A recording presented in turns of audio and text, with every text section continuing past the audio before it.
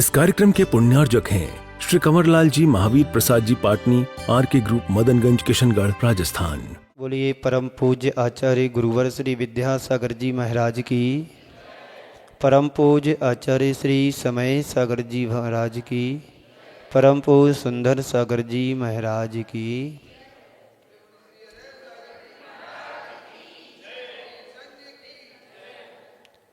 बारह भावनाओं का अभी आप सभी ने बड़े सुंदर तरीके से पाठ किया और वैसे आप सभी अपनी अपनी अनुकूलता से भावनाओं का पाठ करते ही हैं। चाहे मेरी भावना हो, चाहे 12 भावनाएं हो, या वैराग्य भावना हो, या समाधि भावना हो, लेकिन पाठ मात्र करने से जीवन में परिवर्तन नहीं होता आता है।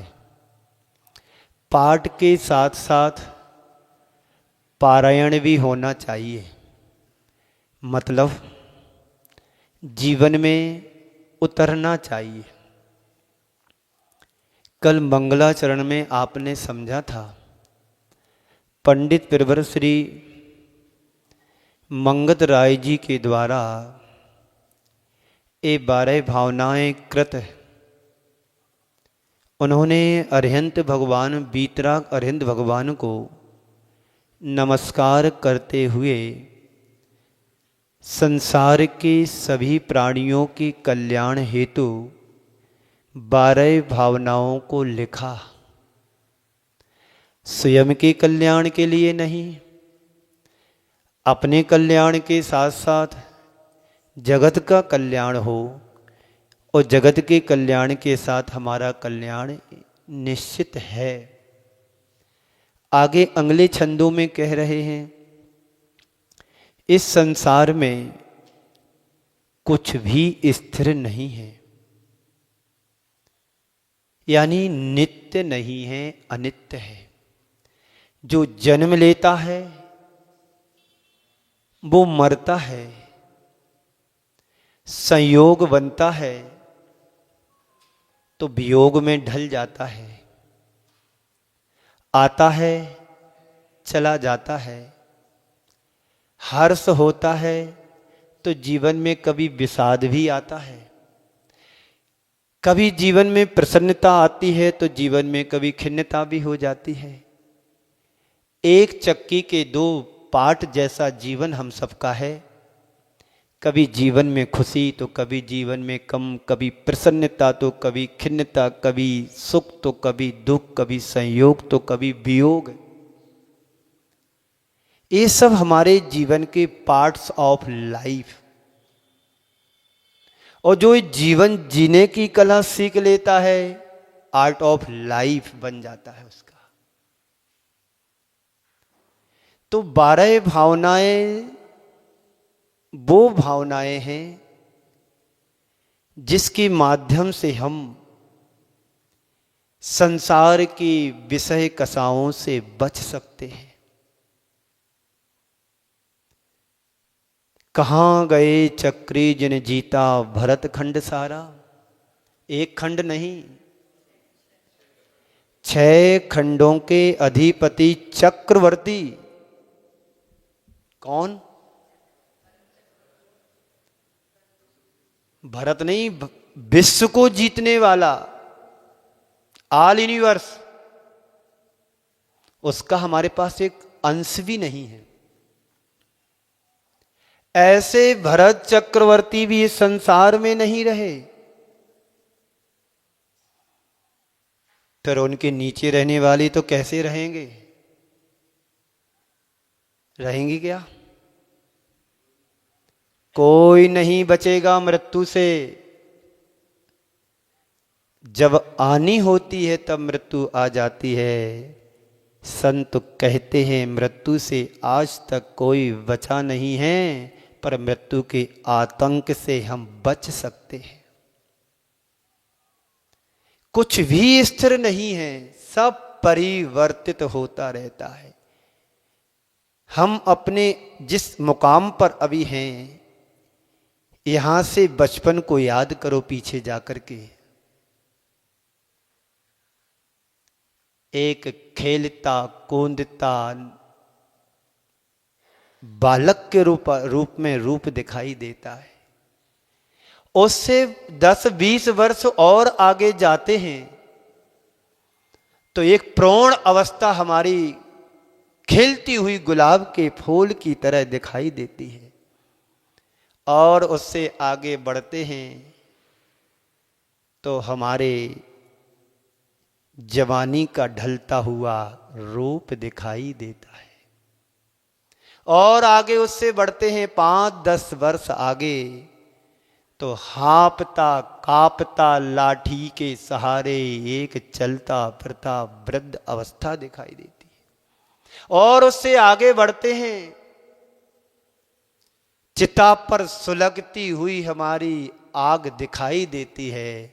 और दूसरे दिन तीसरे दिन जाते हैं तो वह राख में हमारा रूप स्वरूप सब बदल जाता है। ये परिवर्तन है कि नहीं? और पीछे जाओ तो एक मां के पेट में भ्रूण अवस्था में गर्भ के रूप में एक रूप दिखाई देता है। संसार में है कुछ स्थिर? राजा महाराजाओं का जीवन भी नहीं बचा, उनके महल भी नहीं बचे, खंडर में बदल गए।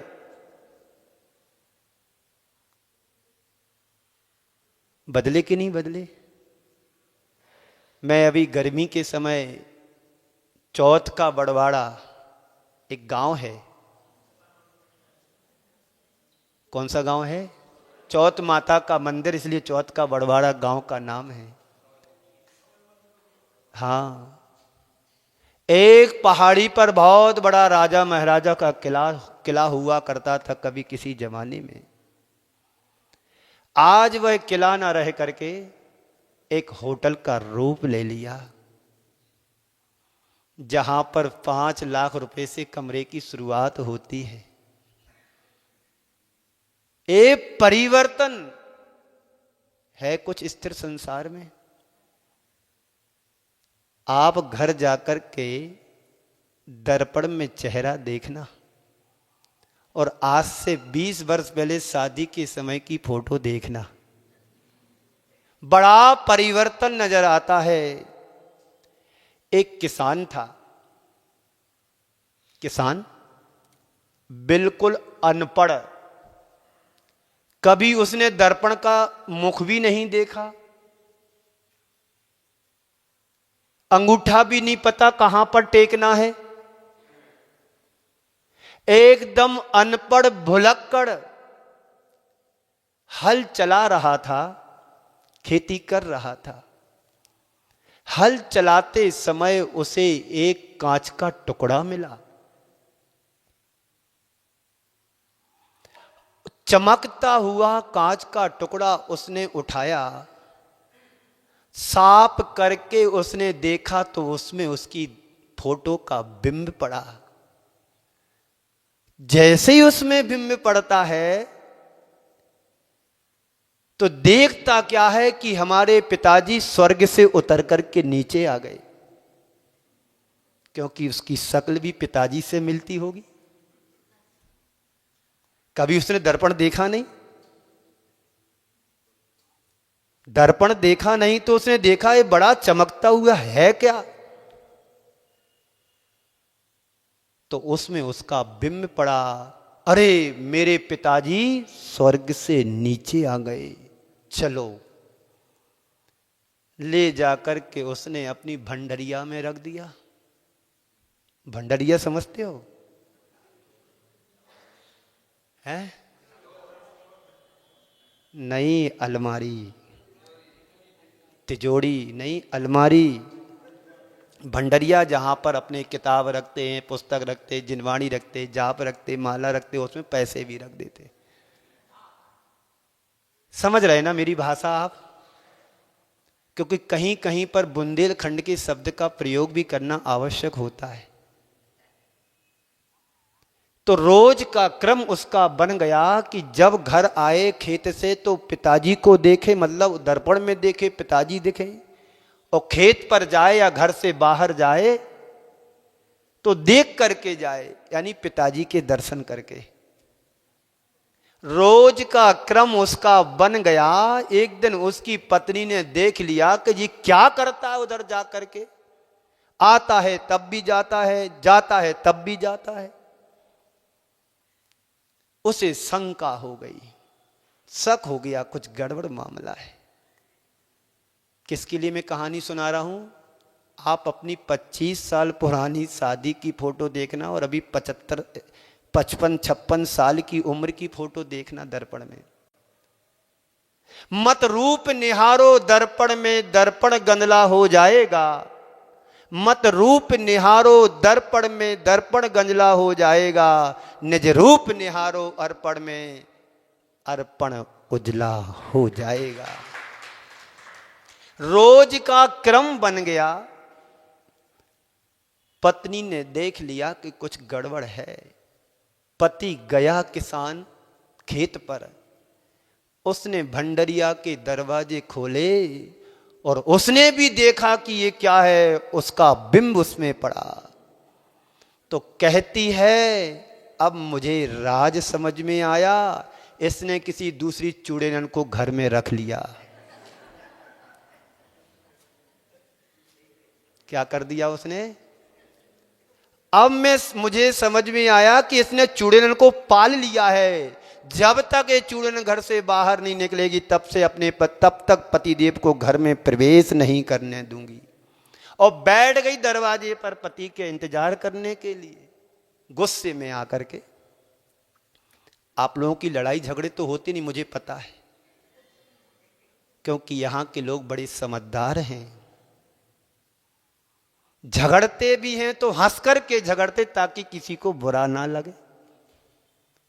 शाम को पति आया और दरवाजे पर बैठी हुई थी, गुस्से में बोलती है मैं घर में तभी प्रवेश करने दूंगी जब तक तुम उस चुड़ैल को नहीं निकालोगे। उस चुड़ैल को पहले घर से बाहर निकालो। कौन सी चुड़ैल? जिस चुड़ैल को तुम रोज मिलते हो उस भंडरिया में। अरे वे तो मेरे पिताजी हैं, स्वर्ग से आए हुए हैं, कहां चुड़ैल है? चलो मैं दिखाती हूं। दोनों ने झांका, देखा उस दर्पण में दोनों के बिंब पड़ते हैं। अच्छा, मुझे क्या पता था कि तेरा बाप भी ऐसा था।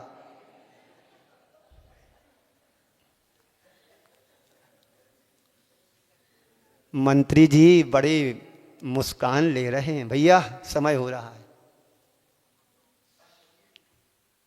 मुझे क्या पता था, पिताजी भी तुम्हारे ऐसे ही थे। मत रूप निहारो दर्पण में, दर्पण गंदला हो जाएगा। निज रूप निहारो अर्पण में, अर्पण उजला हो जाएगा। बंधुओं, ये 12 भावनाएं, इनर कनेक्शन होना चाहिए इन भावनाओं से। जब तक इन भावनाओं से हम जुड़ेंगे नहीं, जीवन का आनंद नहीं आएगा। पाठ रोज करते हो, जब कोई उठ जाता है धरा से, उसकी याद में इन भावनाओं का पाठ भी करते हैं। जब मेरी दीक्षा हुई, दीक्षा के समय से एक मुनिराज दूसरे संघ के संग में आए हुए थे। उनका नाम था सिद्ध सागर। 1999 की बात है। नवंबर में गर्मी प्रचंड पर थी। समाधि के लिए कुंडलपुर से चलकर के गुरुदेव के चरणों में पहुंचे। समाधि हुई तय समय में। संघ पूरा आहार को उठने वाला था। 9 बजकर के कुछ मिनट पर उनकी समाधि हो गई। जिनका स्वास्थ्य ठीक नहीं था उनको आहार के लिए गुरु आज्ञा से निकाल दिया, और जिनके आहार ठीक होते थे उनके उपवास।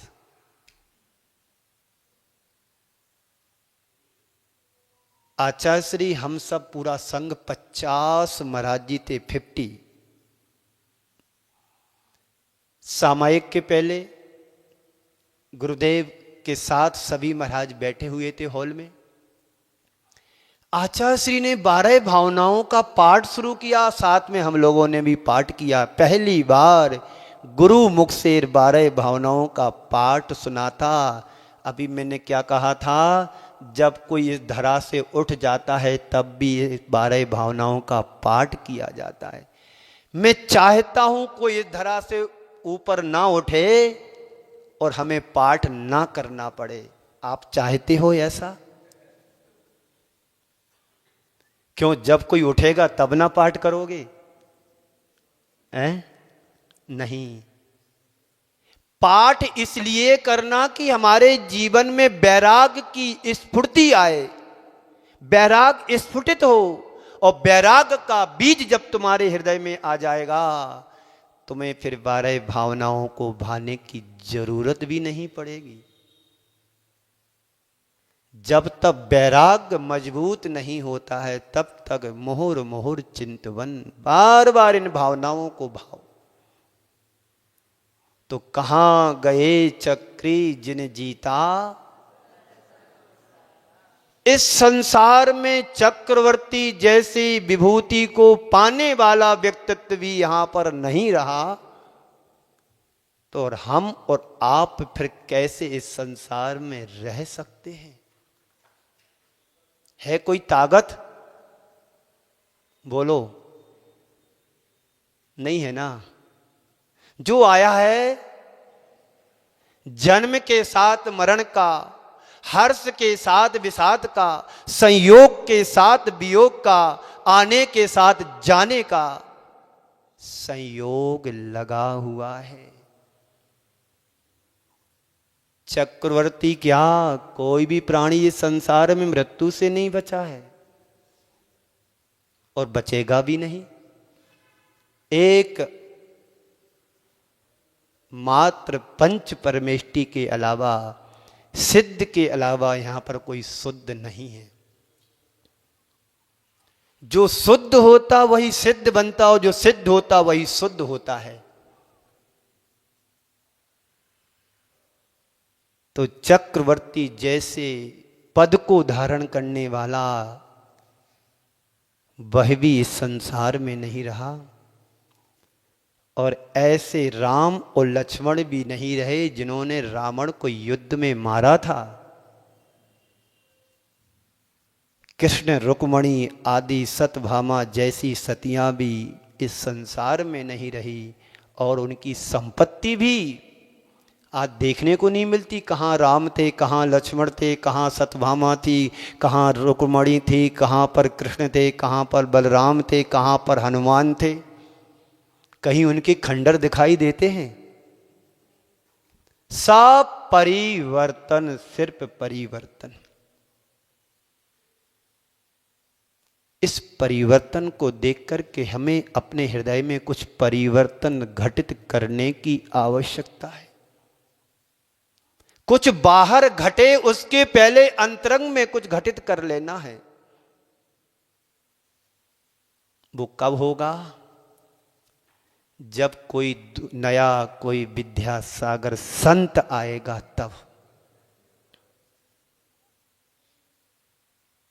और उन्हें आना नहीं है, उन्हें बस आना जाने के चक्कर को मिटाना है। तभी आएंगे जब तीर्थंकरों का शासन काल रहेगा और अपनी काया का कल्प कर लेंगे।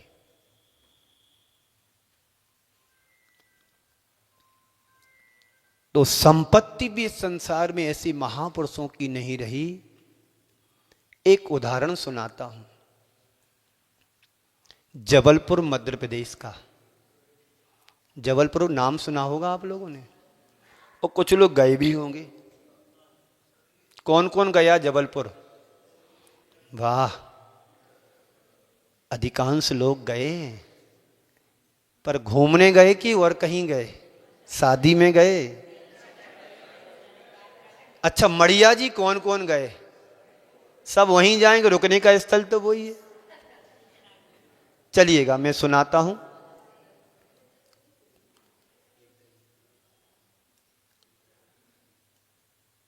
जबलपुर में दो चीजों की तरफ आपका ध्यान आकर्षित करना चाहता हूं। एक, वहां पर रानी का महल था,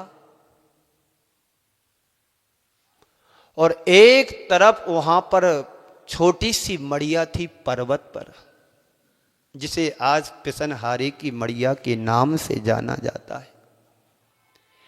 छोटी सी पिसनहारी मड़िया एक क्षेत्र के रूप में बदल गई, और राजा रानी का महल खंडर में बदल गया।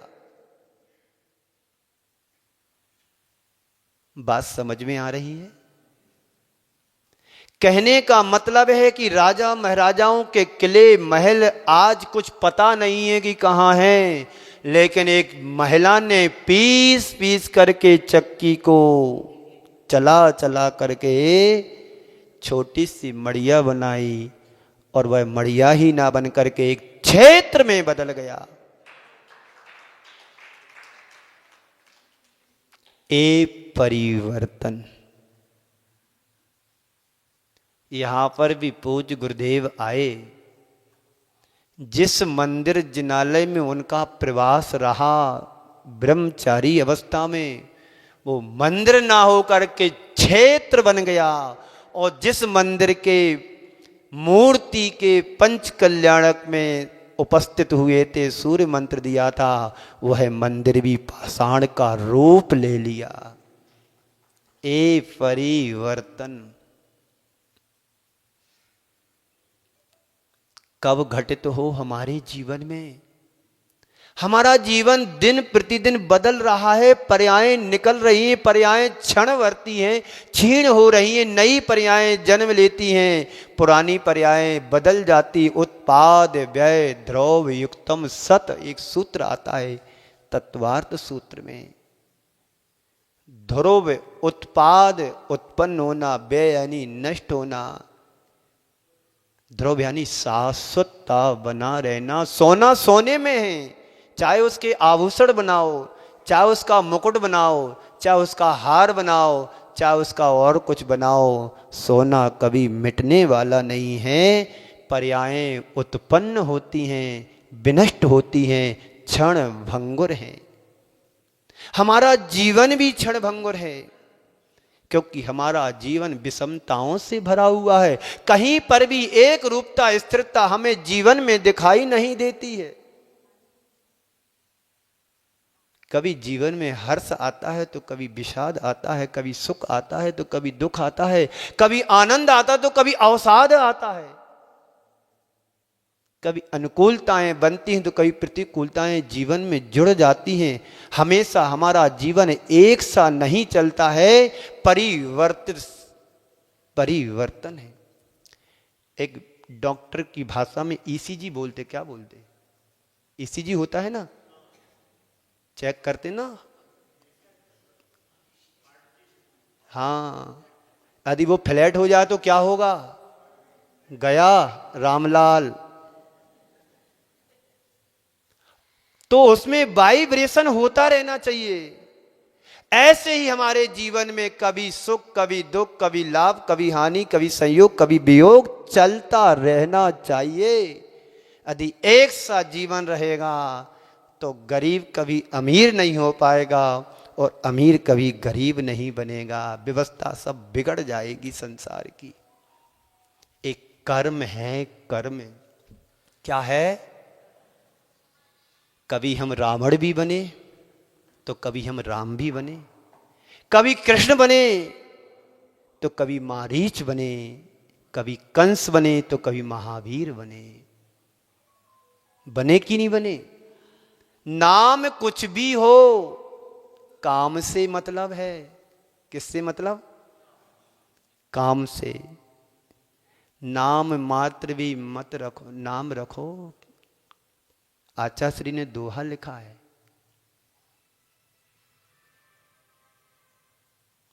नाम मात्र भी मत रखो, नाम काम से काम, ललाम आत्म में, ऐसा कुछ है भाव। कहने का मतलब ये है कि नाम से कुछ नहीं होता है, काम से सब कुछ होता है। ये तो नाम व्यवहार चलाने के लिए होता है। आज कुछ भी नाम रखो, पर हमारा काम बनना चाहिए। तो इस संसार में वह संपत्ति भी नहीं रही जिन्होंने उसको जिया था, जीता था। और रंग महल जैसे भी इस संसार में नहीं रहे, और सोने की लंका भी, नगरी भी नहीं रही। कुछ तो देखने में आता कि इतनी बड़ी विशाल लंका थी, वो आज उसकी एक ईंट भी समझ में नहीं आ रही है। वो कहाँ थी? श्रीलंका में थी क्या लंका? है? कहते ही कभी देख करके आए? आप तो उड़ के जा सकते हैं ना विद्याधर बन के। भारत का पार्ट तो है, एक छोर तो है श्रीलंका। कुछ भी नहीं है संसार में, सब क्षण भंगुर नाशवान है। हमारा जीवन भी जब स्थिर नहीं है तो पर पदार्थ, पर वस्तु हमारी कैसे हो सकती हैं बंधुओं। और बताऊं, नहीं रहे वह लोभी कौरव, जूझ मरे रण में। सब युद्ध लड़ने के लिए तैयार होते हैं, जन्म लेते हैं, उनका जीवन भी नहीं रहा। और पांडव जैसे मोक्षगामी जीव भी संसार में नहीं रहे। उनके शरीर पर तपताए मान आभूषण पहना दिए गए थे। क्या अवस्था रही होगी उस समय। आपके पास थोड़ी सी आंच आती है तो जलन होने लगती, और उनके शरीर में आभूषण पहना दिए गरम गरम। बोलो कैसी हालत में रहे होंगे। भेद विज्ञान में उतर गए, शरीर सो मैं नहीं हूं, जो मैं हूं वो कभी जल नहीं सकता, जो दिख रहा है वो मैं हूं नहीं। ये भेद विज्ञान इस सम्यक दृष्टि के जीवन में ही हो सकता है। वो तो छायक सम्यक दृष्टि थे। शरीर सो मैं नहीं हूं, शरीर तो क्षण भंगुर नाशवान है। आज मैं एक परिवार लेने के लिए आया था। मुझे दोपहर में एक 90-95 वर्ष की अम्मा चेतन अवस्था में है, वो यहां आ नहीं सकती, तो उनका बेटा या जो भी आया हो ले गए। हम दोनों महाराज गए हुए थे संबोधने के लिए। मैंने उनसे यही कहा कि ये शरीर सो अपना नहीं है, शरीर तो नाशवान है। आज तुम्हारा साथ है, कल दूसरों के साथ जुड़ेगा। बस तुम्हें पंच परमेष्टि को याद रखना, शरीर को याद नहीं रखना, परिजनों को याद नहीं रखना, परिवार को याद नहीं रखना, बस भगवान को याद रखना है, नमोकार मंत्र को याद रखना। बात करते करते पूछा, आपने तो गुरुदेव को देखा हो? बोले हाँ, दर्शन किए। बोले ज्ञान सागर महाराज को आहार दान भी दिया, उनके दर्शन भी किए। एक काया तो ना काया अमर ना माया अमर, ये सब नाश होने वाले हैं, नाशवान है। उन्हें संबोधा, सचेत अवस्था में हैं, सब जान रहे हैं। नमोकार मंत्र भी याद है, भगवान के नाम भी याद हैं। बस ये शरीर इंतजार कर रहा है कब इसमें से हंस उड़ करके निकल जाए। कोई भरोसा नहीं है, कोई भरोसा। एक सज्जन थे ग्रस्त में, 2010 की बात है, ललितपुर में। उस समय मेरा प्रवास था, गर्मी का समय था। वो दोपहर में आइसक्रीम खा रहे थे प्लेट में रख करके। समाचार मिला कि वो आइसक्रीम खाते खाते ही चले गए, पूरी नहीं खा पाए। हमने कि शायद उनकी आइसक्रीम में टेस्ट सही नहीं होगा इसलिए वो छोड़ करके चले गए। कोई जीवन का भरोसा नहीं है। एक ब्रह्मचारी कुंडलपुर के बड़े बाबा के दर्शन करने के साथ अष्टांग लेटे, उठे ही नहीं। भगवान ने जल्दी उनकी सुन ली। आपकी भी सुनेंगे। एक चमत्कारी कुआं हमने सुना था प्रमाण सागर जी के प्रवचनों से, बड़ा चमत्कारी कुआं था, पर आपको नहीं बताऊंगा। पर ज्यादा प्रयास करोगे तो बता देंगे बाद में। मुझे भी नहीं पता वो कहां है। कहानी कहानी जैसा है, कहानी के सार को समझना, कहानी के तत्व के कथ्य की ओर जाना। तो एक चमत्कारी कुआं था। वहां पर जो आप कामना करते थे वो तुम्हारी पूरी होती थी। एक नया दंपति जीवन गया। पहले पति वहां पर गया झांकने के लिए, झांकना पड़ता था ऐसा, और अपनी मनोकामना करना पड़ती थी कि वो तुम्हारी पूर्ति होती थी। पति गया, देखा, झांका, वापस आ गया। उसके बाद उसकी पत्नी जाती है, पत्नी ने भी झांका, थोड़ा और झांका, थोड़ा और झांक लिया, वो उसमें गिर जाती है। और जब पति देव को मालूम पड़ता है कि मेरी पति वहां पर गिर गई कुएं में, तो भगवान से कहता है ऊपर से मुख करके, हे भगवान, मैंने ये थोड़ी कहा था कि इतनी जल्दी मेरी मनोकामना पूर्ण हो जाए। हे भगवान, मैंने ये थोड़ी कहा था कि इतनी जल्दी मेरी मनोकामना। ये है चमत्कारी कुआं। अब जाओगे क्या? अब मत जाना। बंधुओं, इस संसार में कौरव भी नहीं रहे, पांडव भी नहीं रहे। अब कह रहे हैं, मोह नींद से उठ रे चेतन तुझे जगावन को। ओ, मोह नींद से उठ रे चेतन तुझे जगावन को, हो दयाल उपदेश करें गुरु बारह भावन को। कैसे गुरु हैं, करुणा करके इतना उपदेश दे रहे तुम्हारे लिए। एक बार खाते हैं, एक बार पीते हैं, दिमाग चाटते हैं, दिमाग खाते हैं। तुम लोगों का नहीं, जिनवाणी का रसपान करते हैं। हे भव्य आत्मन, हे भव्य आत्मन, मोह रूपी नींद से जागो और जहां हो सवेरा उससे एक कदम आगे भागो। अनादि काल से हर प्राणी मोह की नींद में सो रहा है। आप लोग भी सोते हो।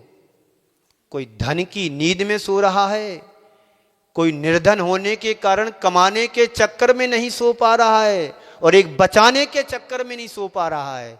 पर मोह की नींद में तो हर प्राणी सो रहा है। तो मोह नींद से उठ रे चेतन तुझे जगावन को, हो दयाल उपदेश करे गुरु बारह भावन को। गुरु महाराज दया करके उपदेश दे रहे हैं कि जागो जागो जागो और मोह की निद्रा को त्यागो। क्या बोल रहे? हाँ, ये अच्छे हैं। जागो जागो और मोह की निद्रा को त्यागो। तो 12 भावनाओं का सार तुम्हें समझ में आएगा। बाकी सब निस्सार है। सार सार को ग्रहण करो, बाकी सब छोड़ो। तो एक किशनगढ़ है। किसका गढ़ है? जो खिसकता है धीरे धीरे, जो धीरे धीरे खिसके उसका नाम किशन, और फिर गढ़ता है अपनी मूर्ति तो हो गया किशन गढ़। बड़ा अच्छा नगर है और इसके नगरवासी और अच्छे हैं, कैसे मुस्कुरा रहे हैं। ठंडी में भी गुलाब खिल रहा है। एक जगह कवि सम्मेलन हो रहा था, 4 लोग बाद में आए। चलो अब लास्ट में अपनी सुनेंगे कविताएं। पर रास्ते में देखते हैं कि 4 आत्माएं आसमान में डोल रही हैं, नक्षत्र की तरह। जो कवि पाठ कर रहे थे उनसे आकर के बोलता, सुनो सुनो कवि महोदय जी, मैंने अद्भुत नजारा देखा बाहर की 4 आत्माएं आसमान में डोल रही हैं। तो कवि महोदय कहते हैं, आप ठीक कह रहे हो महानुभाव, मुझे भी कुछ ऐसा आभास हो रहा था कि 4 लोग यहां पर कम दिखाई दे रहे हैं। अभी 3 तो निकल गए, अभी एक और जाने वाले।